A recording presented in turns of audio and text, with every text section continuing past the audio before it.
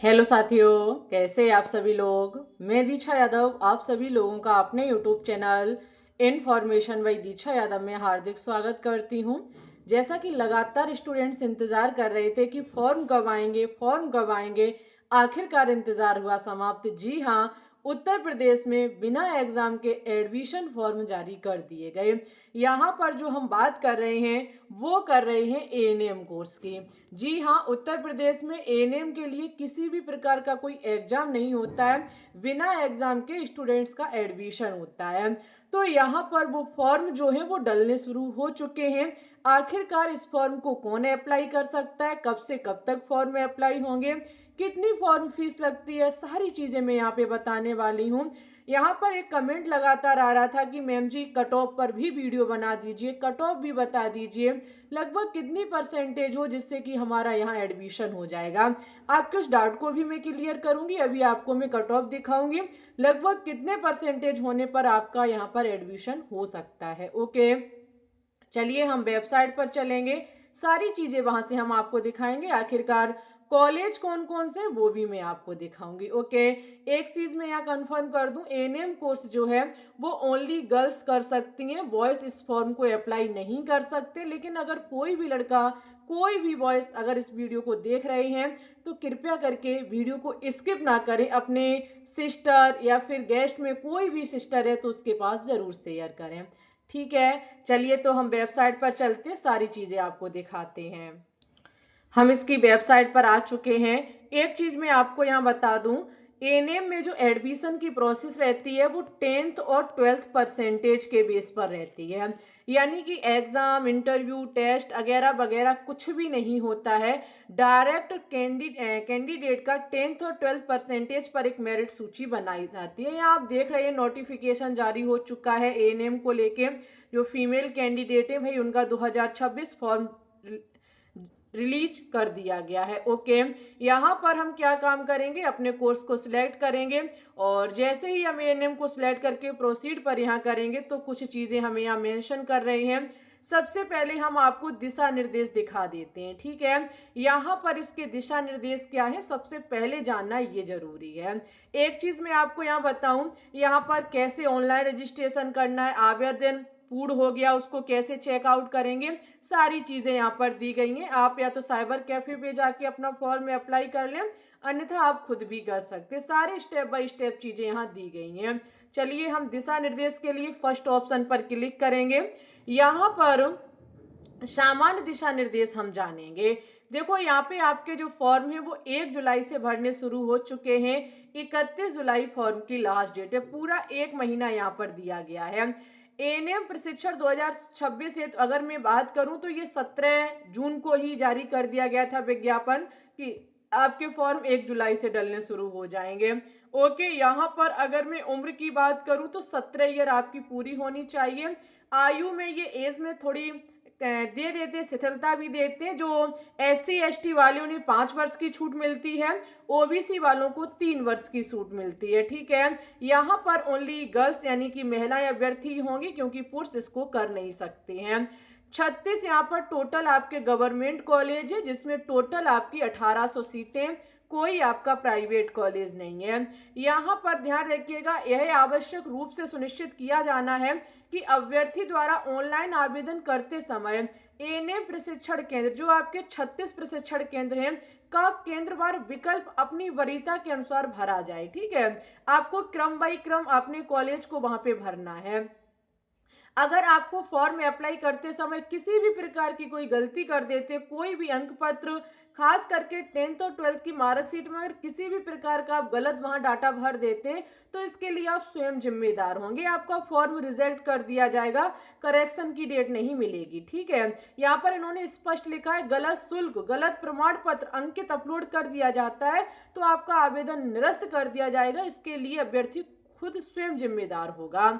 Okay, और यहाँ पर और भी चीज़ें दी गई हैं। अगर जो ऐसी महिलाएं जिन्होंने पहले से आशा वर्ग में काम कर रही हैं या कर चुकी हैं, 5 वर्ष का जिनके पास अनुभव है, सर्टिफिकेट भी है, वो महिलाएं भी इस फॉर्म को अप्लाई कर सकती हैं। ओके, यहाँ पर आगे लिखा हुआ अभ्यर्थी द्वारा मूल निवासी तथा आपके पास पत्राचार का पता डालना आवश्यक है, बैंक अकाउंट आपको डालना है। ठीक है, यहाँ पर आगे देखो आपको फॉर्म में अप्लाई करते समय डॉक्यूमेंट्स कौन कौन से, हाई स्कूल और इंटर की मार्कशीट, एक पहचान पत्र, आईडी प्रूफ के रूप में या तो आधार कार्ड हो, वोटर आईडी हो, पासपोर्ट हो या फिर ड्राइविंग लाइसेंस हो।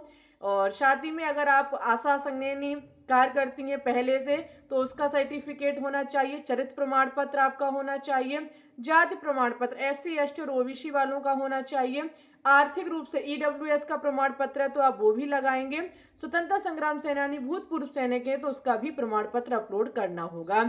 सभी अपलोड किए जाने वाले अभिलेख पठनीय होने चाहिए, अन्यथा की स्थिति में आवेदन पत्र अस्वीकार कर दिया जाएगा। ठीक है डियर।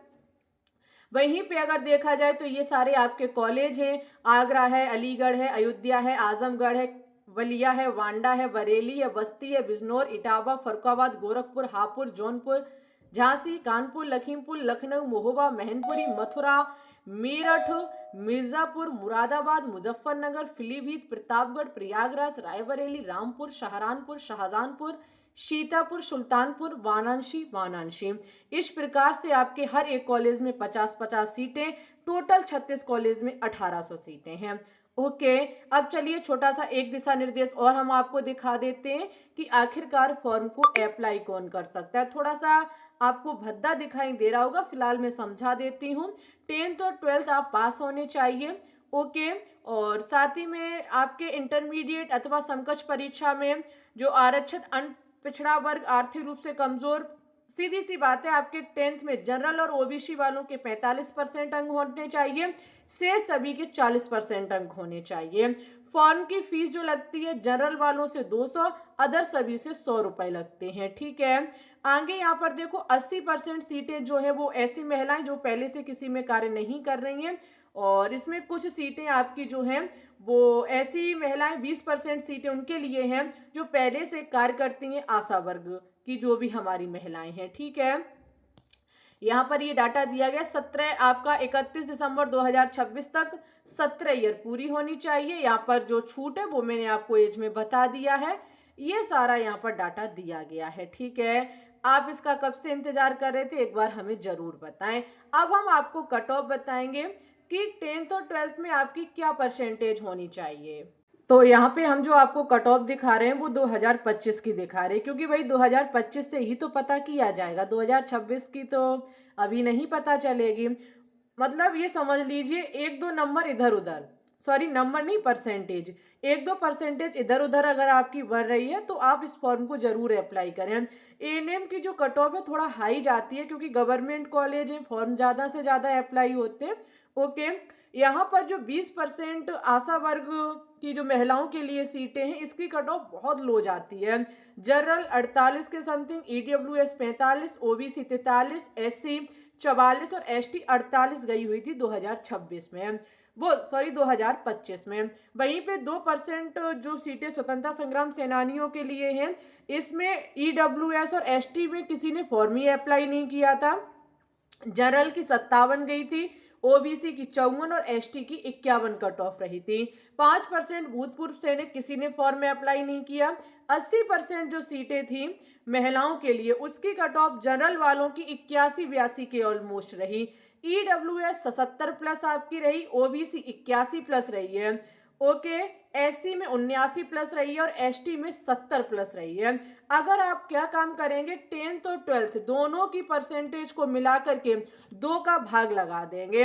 इस प्रकार से अगर आपकी इसके ऑलमोस्ट निकल के आ रही है तो फॉर्म को जरूर अप्लाई करें, आपका यहाँ जरूर एडमिशन होगा और कोई ज़्यादा फॉर्म की फीस नहीं है। अगर मैं कॉलेज फीस की बात करूँ तो 0 रुपये है, किसी भी प्रकार का कोई यहाँ पर चार्ज नहीं लगता है, निःशुल्क यहाँ पर गर्ल्स को तैयारी कराई जाती है। ओके, आपके सारे डाउट्स क्लियर हैं या नहीं है एक बार कमेंट बॉक्स में ज़रूर बताएं।